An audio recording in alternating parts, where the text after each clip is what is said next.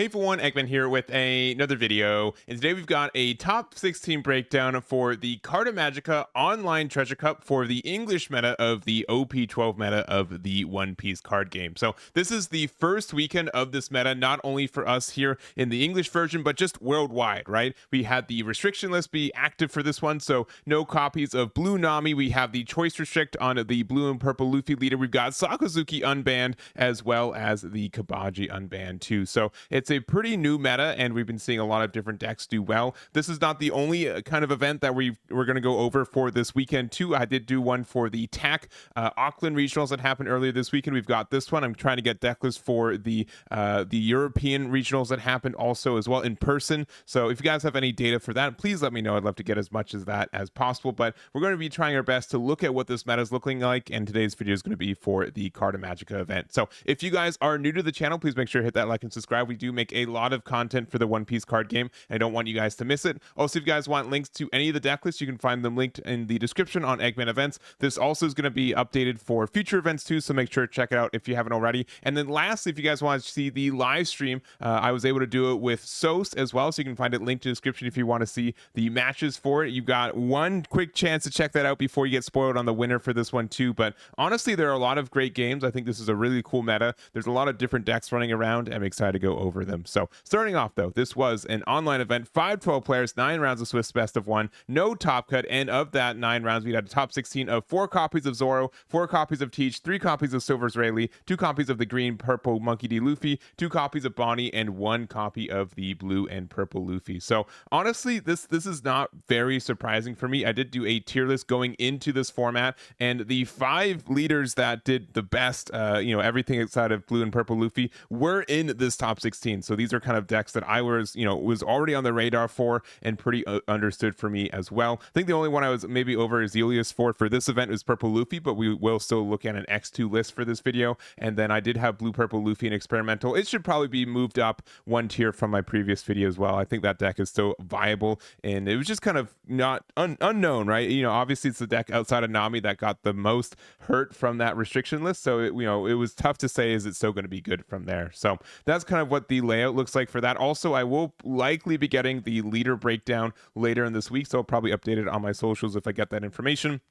I currently don't have it right now as a recording, but again, I do want to go into that if we end up getting that information. But we're going to go over the top placing leaders for each one of these leaders in this top 16. We also have a couple of unique bubble deck lists. So these are deck lists that didn't get into the top 16, but they did get an X2 finish, and all of them were within the top 32 from there. So you can check that out. We're going to go over them, starting though with our first place list, which is Juraraw's version of the Roronoa Zoro. So this is a pretty, I think, different build for Zoro for a couple of tech choices. I think one that is showing a little bit more strength in this format in general is the Gyukimaru here. So if this character is active, this character cannot be KO'd by your opponent's effects, and then when attacking, if you have a total of 3 or more given Dawn cards, rest up to one of your opponent's characters the base cost of 6 or less. So you can do something weird where you attach 3 Dawn to your leader, and then you can attack with this, you rest something, and then Zoro can do that double attack. So I've been seeing this pop up a little bit in the last week or so, and it's been a pretty good tech. You'll see it across a couple other decks as well. We are also running the Dracula Mihawk, so this is a 2k that's slash, so being able to find it with Perona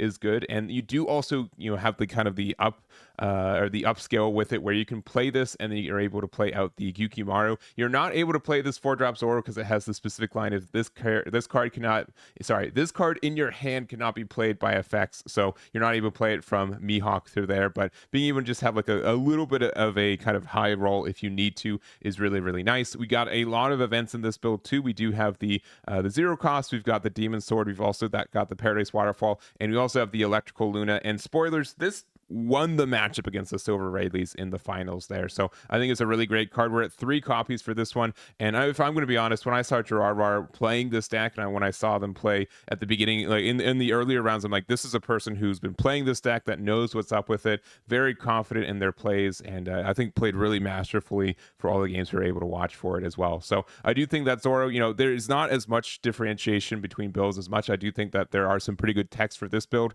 and just a great performance for Juraraw congratulations for their first place finish with Zoro here. Next up, we've got Silver's Rayleigh. So this is Aaron's build of the Silver's Rayleigh, and this is a deck that I know a lot of people are really tentative for playing into this format. The main reason for Sakazuki getting unbanned, which has, I would say, on the surface, a pretty good matchup, right? You're a deck that can only play 4 cost or less, and you're playing against a removal deck that doesn't really have to even invest into any cost reduction to get rid of your board. But what I've kind of been noticing is that this deck is fast enough, right? This deck is really aggressive. I think that also Silver's Rayleigh has a really good chance to do well against Zoro, one of the more popular leaders in this format right now, and I think the deck is in a really good spot. So there are some kind of decision points for it. You guys can check out the other Silver's Rayleighs in general. I do think that this is more of a kind of pilot deck compared to necessarily a deck builder's deck, right? I think most of these decks are playing probably close to 40 to 45 cards the same, right? You want to play pretty much as many searches as you want. So we have 16 of these character searches. We also do have the observation hockey as well that helps us get there. Honestly, I think this card is so important for us winning the game. If you're able to get, this on 4 and then another one on 6 with a combination of like Sanji off one of them, I think getting double Sanji off both of them, that's like a super duper high roll for this deck. But the amount of aggression you're able to put out, the kind of sequencing for this deck is also not very clear and straightforward too. So something that I think that will differentiate players is strictly how good they are at getting the most amount of value from their cards. There's a lot of, again, sequencing, using your events in the right order, and I think that's something that's going to be kind of differentiate between a good and great Silver's Rayleigh player. But this is the build from Aaron, and congratulations for their second place finish with the Silver's Rayleigh. Next up, we got Green Purple Luffy. So this is Manny's version of the deck here, and we did get a couple of support cards from this set in particular. They're mostly just kind of tech options for people to play in general. I think that Green Purple Luffy has just been a solid deck since conception back in May with the release of EBO2, right? We were worried a little bit if Gum Gum Giant was going to get hit for this deck, and it didn't end up getting hit. And if anything, I think this deck got technically stronger going into OP12 with the inclusion of the Dead Man game, right? The fact that this is a green Straw Hat card, the fact that we're able to use this to rest not only Dawn, but also characters. So even if, you're playing in something like 10-drop Teach, being able to rest that Teach is so huge, especially on an event card that costs 4, which with our leader effect, you want to have at least 4 Dawn tapped to get like the maximum amount of value from this leader effect. So that just being the cost for this card makes it very, very nice in those ways. So I think there's been some kind of changes on what people are playing. I don't see people playing like the 2-drop Tony Chopper as much. I've been seeing people play like a little bit of the Nico Robin. We are also playing a couple 2 tech cards with the 2-sword. So Rashomon here being able to be, again, another like leader counter for 1. You get a plus 3k, but you can also rest 2 Dawn and then KO to 2 of your opponent's rested characters with base cost of 4 or less. So if you're worried about the Silver's Rayleigh matchup, this can be a really great way to kind of clear their board from there. And then we also do have the Brochette Blow here. So kind of like a Gamma Knife that's in the archetype for specifically Straw Hats instead of like the Gamma Knife, right? So the being able to use this and have it searchable not only from Nami but Zoro, right? The fact that minus 3k is not as good as like a minus 5k, but being able to get like that card draw, we have to have Dawn equal to or less than the amount on your opponent's field, so that is not usually an issue since we use Dawn minus so much, but something to kind of keep in mind for it. But since it's searchable by all of our search cards in this deck, because also this can find event cards, which is usually kind of unheard of for event searchers, there's just like a lot of good like mobility from a deck like this one. So I think there is some room for a Green Purple Luffy to kind of adjust the tech cards depending on the format, right? This could also play Electrical Luna. There's a couple other cards I think that can be viable for it, but it's still great in this format. If you love this deck, this is still a format that you can play with it. Congratulations for Manny for their finish with the Green Purple Luffy. Next up, we got Marshall.D.Teach. So this is Tyler's version of the deck here, and I think this deck's been pretty good in this format outright. Generally, I feel like you do kind of have to like adapt to what the format looks like, and you are kind of worried about Zoro and Silver's Rayleigh since they are more aggressive decks, and this is a deck that usually kind of wants to stall out till late game, drop your 10-drop a couple times, and get that additional value for it. So a couple of things that I've been noticing in these kind of first week of Marshall.D.Teach decks is that one, not everyone's playing like the 7-drop Teach and Von Augur combo. There has been like kind of a difference on what they're wanting to play, and like sometimes like your high removal is really good, but that's kind of like overkill, I think, for some matchups, so you don't need it as much. I've been seeing people playing Shiryu again, since again this gets a lot of removal in a lot of decks, including against Zoro and Silver's Rayleigh. There are some choice cards you can remove from this. Also, if you're playing against Zoro with this card, the fact this is a 7k power on your opponent's turn means that even if your opponent puts 8 Dawn to try to get rid of this, you can just use a 2k to get out of it, and then it's getting that 5k chip every turn. So I think that's something that really adds up and makes it really difficult for Zoro to kind of clear this in a safe way. So I think that's important. I do also like the Kuzan as a blocker that also has an on KO. Just means that even if your opponent's kind of pressuring your board, you're able to kind of recycle into another body as well. And then we do also have like the rest of our cards. Black Vortex has been seeing play a lot, not only in Teach, but any kind of deck that can run this, because it does have that great interaction against Zoro and other leaders. I've been seeing more people play the Finger Pistol. Being able to get rid of a fiberless hits a lot of important bodies on the board right now. And then most people are only playing, I've been seeing like 3 copies of Teach. I think 3 to 4 is fine. I don't think you do any less than 2. I don't think you do 2 or less. I think 3 is the minimum I'd be running for it. But a lot of people have just been saying, you know what, this card is really good, but there are a lot of matchups where just spending my entire 10 Dawn to only play this card isn't good enough. I think just seeing one of them can kind of win those matchups where it is important in that way.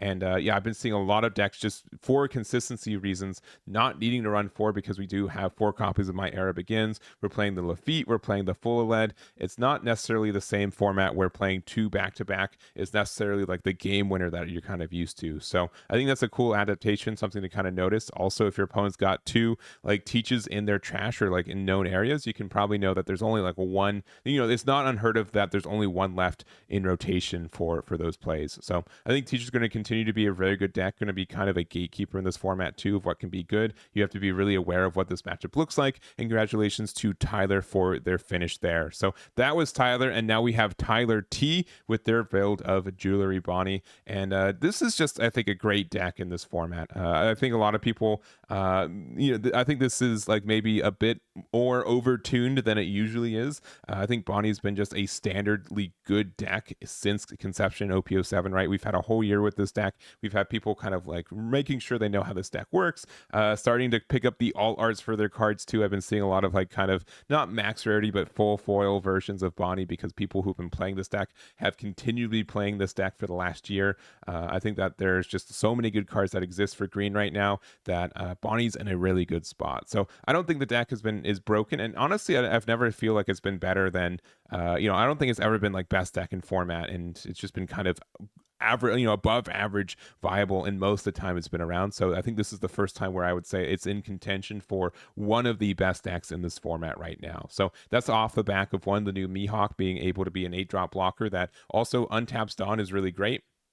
This being able to be played just means that it's kind of like a more flexible version of 8-drop Useless Kid. I still think we have to play this card too, especially against decks like Silver's Rayleigh, where they do have ways to get around blockers. Having like this wall is strong. I think that, Useless Kid is not as strong as the wall as it's been in other formats, but it's still something that you feel okay running 2 copies of, especially since it's searchable. And also because we do have some more filter cards like this Bonney, being able to get this draw 2, trash 1. This deck's been asking for a blocker like this forever, and we finally have it with this one, which I think is really good. So other than that, I think blockers, I've been seeing a lot of choices between like Rosonante and the Kyoshiro. A lot of people have been playing like the 2-drop beige from the Star deck as well. Urouge, I've been seeing people usually play 2 to 3 copies of this card right now. I think that the Cavendish as well as the Carrot are kind of staple 4-ofs. They're just super good, and in most matchups, right, Carrots will have at least 1 card that you're able to stun with and be obnoxious with throughout the game. And then on the top end, 2 copies of the Shanks and then 2 copies of the Don Quixote do Flamingo. This is just a format where this card is good, and it's also, I think, a format where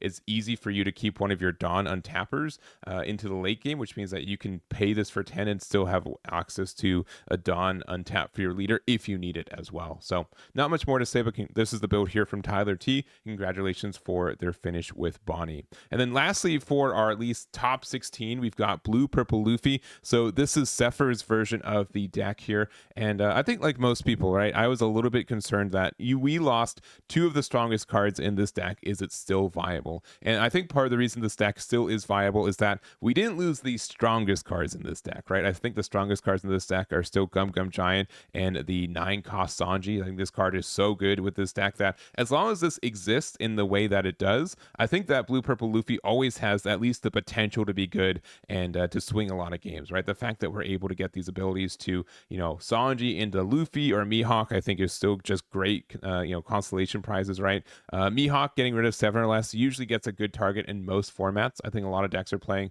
like a relevant 5 cost or 6 cost. If you're playing in Silver's Rayleigh, this bottom decks any card on the board, which is really, really good. And then kind of the same thing against Silver's Rayleigh. This can return any card that they have on their board back into their hand, and also procure an 8k attack, if not a 9k attack, if you want to put the Dawn onto it. So I think these are pretty good replacements for the Katakuri and the Linlin that we've missed. It does mean that we do have to play a little bit differently. Going down to 0 life is a real threat in this deck because we know that we can't heal anymore and that we can just kind of be hit by a 15k for life, especially since we're not really playing any blockers outside of the 5 cost Nami. I think this card is still really good, and you don't really feel bad about playing this on curve, especially if you're at 7 Dawn, you play this and you're knowing you're going to Sanji on the turn afterwards. You can really set up your 9 drop without using your leader effect quite yet, and that's usually pretty good. So other than that, I think this is kind of a pretty solid build for at least the first couple weeks. I've been seeing a lot of different and creative builds, and that includes one of our X2s that didn't get into the top 32 or top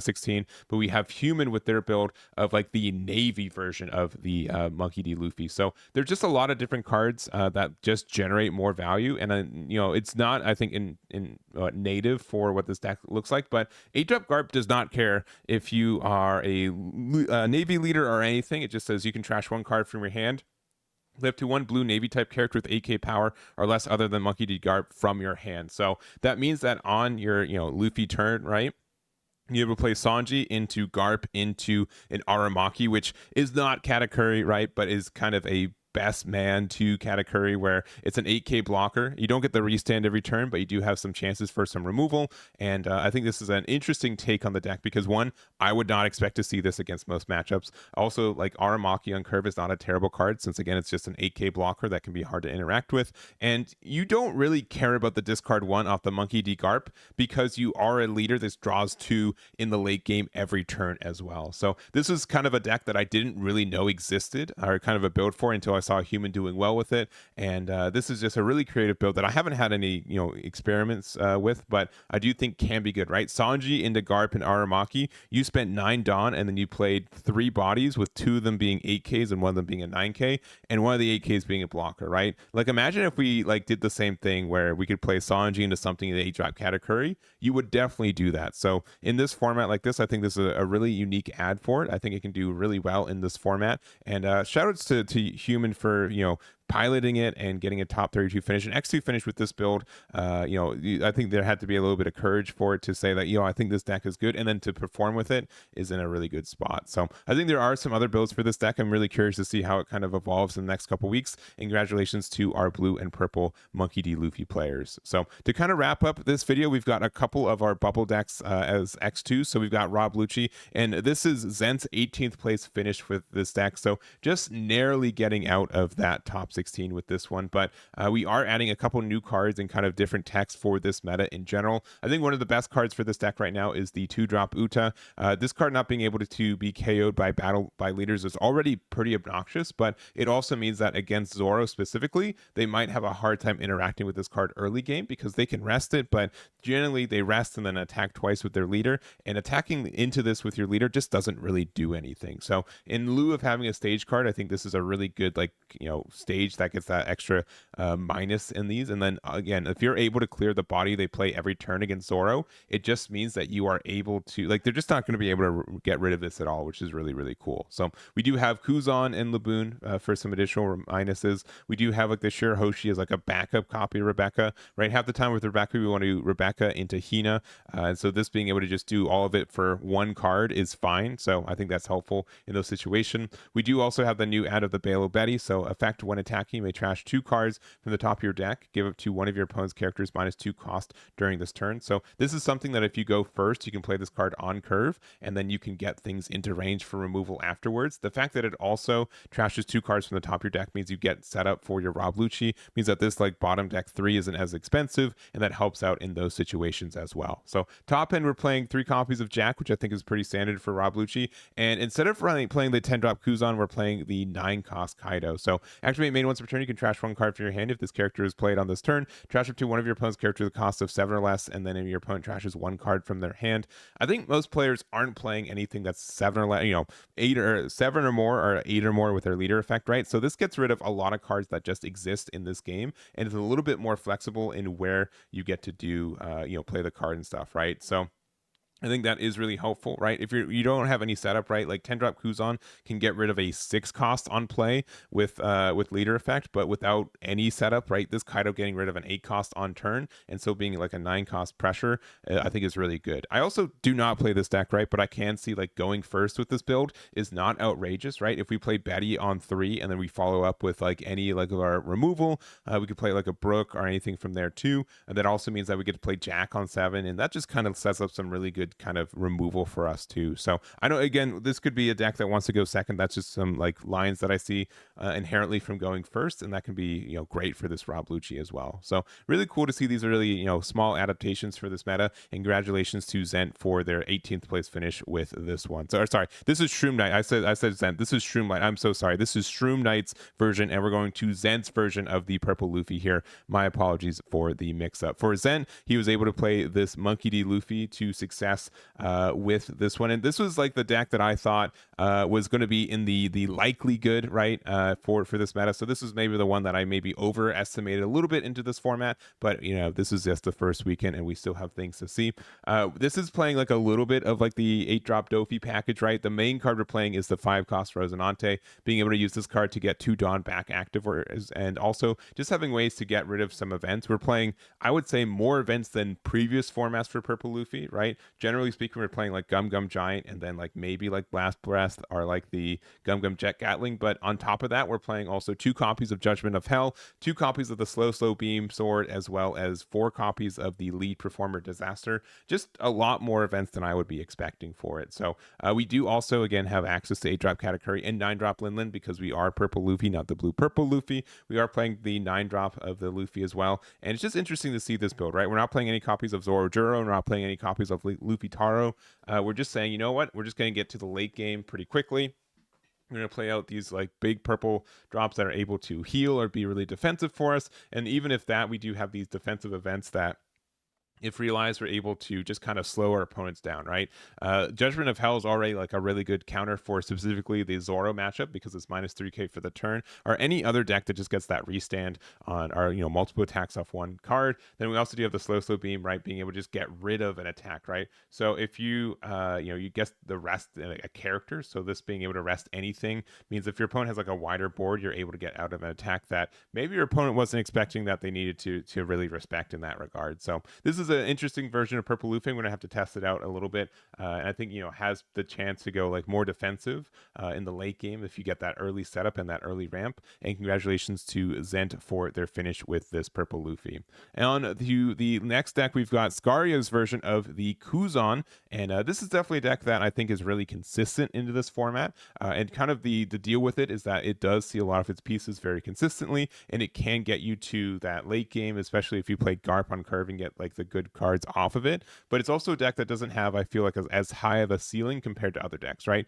You're really consistent on what you're doing, but if your opponent has an action plan for that, you don't really have as much ways to kind of recover from those steps in general. So with that, I think that being able to we just have like so many of these 8k bodies, right? Kuzan's been fantastic, Sakazuki's been fantastic. I've been coming around on the fact that Aramaki probably needs to be a 1 or 2 copies in most people builds that people play as well. I do like the Virgo personally, because if you are on that going first curve, this is just kind of weirdly like the best Navy card that we can play. That's also searchable. That's also potentially playable off your Garp as well. I have been seeing people play some new 2Ks, so the Sethphir and the Suru, but we also have like the older Xion, right? When your opponent activates an event, your opponent must place 1 card from their hand at the bottom of their decks. It's only on your opponent's defense, so if they play any counter offense events especially, but this is something that sometimes you're like, I'm at 4, I don't have anything better to do, I'm just going to play this card out, and my opponent has to really respect the times if they want to play any events from there. So other than that, I think this deck is pretty standard. We're playing the Pheasant pack as well as 2 copies of the Red Rock, 2 copies of the Raging Tiger, and the rest of the kind of Navy cards we have from there. So not much more to say, but congratulations to Scarria for their finish with Kuzan. We also have Shanks. So this is Jamoskullis' version of the deck here, and I know a lot of people have been kind of testing Shanks into this format. Blue Purple Luffy is and probably is, was and probably is one of our worst matchups, but the fact that that deck is worse and the fact that that deck is less relevant, not irrelevant, but just less relevant from where it was, means that I think Shanks gets a little bit more breathing room and has a chance to kind of flourish in this meta in general. So we did get the new card of the 4-drop Shanks being able to help us get some more defense in the -2k, and kind of also for this build too, that's kind of unique, is we are playing the Gum Gum Fire Fist Pistol Red Hawk. So if up to one of your characters gets plus 4k power during this turn, then you get to KO one of your opponent's characters with with 4k power less. So this does take into account your leaders -1k, so you can get rid of a 5k or less. And if you have Shanks, it can make it to be a 7k or less on defense. So not only do you get out of the attack, but you can get rid of one of your opponent's cards if they're not sequencing it correctly, especially since you can just choose any character. It doesn't have to be the card attacking. If they have a wider board, you can give like the -1000 to like a blocker they have, use the Red Hawk to get out of the attack and get rid of the blocker for next turn, and they have to be really, really kind of careful with it. So other than that, we're just playing a lot of removal. We've got the Ben Beckman, the Edward Newgate, the Silvers Rayleigh, and then the 10-cost Shanks as well, and both 10-cost Shanks, the one from OP06 and the one from OP09. So the only other kind of interesting cards from this is that we are playing 2 copies of Red Force. I think most people are playing like 1 or 2 copies, since this does help us kind of aggressively get rid of cards, right? This on top of like Newgate gets rid of a 6k, which I think is relevant for a lot of matchups. But then we also play 2 copies of Divine Departure, and then we also have the Happiness Punch. So this is a weirder ad. This is from OP04. Give up to one of your opponent's leaders or characters -2k power during this turn. Then if your leader is active, give up to one of your opponent's leaders or characters -1000. So against Zoro specifically, like getting that -1000 2000 for the turn is good. If you are afraid of losing next turn, you can just not attack with your Shanks leader, which sometimes it makes sense to not to, and because of that, you're able to get a -3k and something for just 1 Dawn investment, which I think is a really good trade and kind of a weird tech choice that I haven't seen before, but I can see why it's so relevant in this meta in general. So I think it's a cool ad for the deck. I think this is some cool build for Shanks, and I'm looking forward to seeing how Shanks does in the next couple weeks. So this is Jamoskullis' version of the build, and congratulations there. And to wrap it up, we've got Lax's version of the OP12 Sanji leader. So this is a really interesting leader, right? It has a specific game plan. It plays kind of by its own rules. It's kind of an event-based deck where you are rewarded for having more and more events, not only in your deck, but into your trash. We have 29 event cards that we're running in this deck. Most of them new ones, but we do have some old faithfuls as well. Being able to play just any Straw Hat crew with a cost of 3 or less for the Dawn -1 is really great. So it means there's a lot of searchers we get to use with it. We also do have like some cards from the set from like the Wolf Burst, the Brochette Blow, the Gum Gum Jet Culverine, and then we also have 3000 Worlds from OP03 that we get to activate for free, right? Like it's just the Dawn -1, which we get back from just attacking as long as we have less than or equal Dawn to your opponent. So this is a deck that I think is really nice where you're able to set up. I think there's also like not a lot of decks that are really good at like getting out of battle damage. So like Sanji here, you do have to be worried about specifically Zoro, because if they bully your Sanji, you're in a really bad spot. But if you're able to get this card to be on board and stick on board, the fact that it's just like a really constant 7-8k plus attack in the late game where they can't get rid of this by effects means that your opponent is really kind of scrambling for the best way to kind of interact with this deck. So I do again think that Zoro can be really tough for this matchup. So if that's a kind of a matchup where you can figure it out, you can be in a better spot. But this is Sanji is always, I think, really cool, and I know a lot of people are going to try to commit their time to this deck, and I think there is a chance that they are rewarded for it based on just how this deck can go. There's just so much value you can get from a deck like this one. So not much more to say, but congratulations to Lack for their finish there. And that's going to be it for this one. Again, if you guys want any of these deck lists, you can find them on my website, Eggman Events. Thank you again to Cartomagica for running this event, as well as letting myself and Sos do the commentary for it. And if you guys want to check out the live stream, it's going to be found linked in the description as well. So again, that's going to be it for us. Thank you for watching, and we'll catch you all next time.